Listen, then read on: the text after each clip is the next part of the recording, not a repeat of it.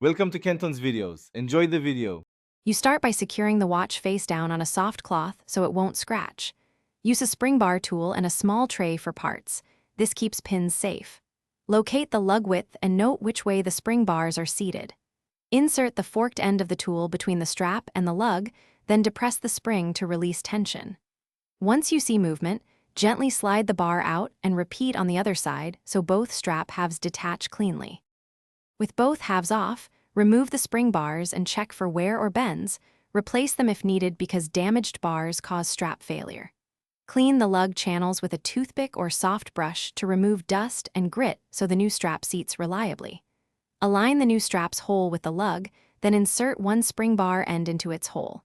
Use the tool to compress the opposite end. Guide it into the lug until it snaps into place. Make sure the strap orientation. Finish by pressing each spring bar inward and tipping the strap up slightly to confirm it clicks into the lug hole. You should feel a firm seat. Once seated, tug gently to ensure nothing slips, then adjust buckle position and wear the watch to check alignment and comfort. If the strap won't latch, remove it and inspect the spring bar for bends or the lug hole for grime. Replace the bar or clean the lug, then retry. This resolves most common failures quickly. Thanks for watching. Consider subscribing if we helped you.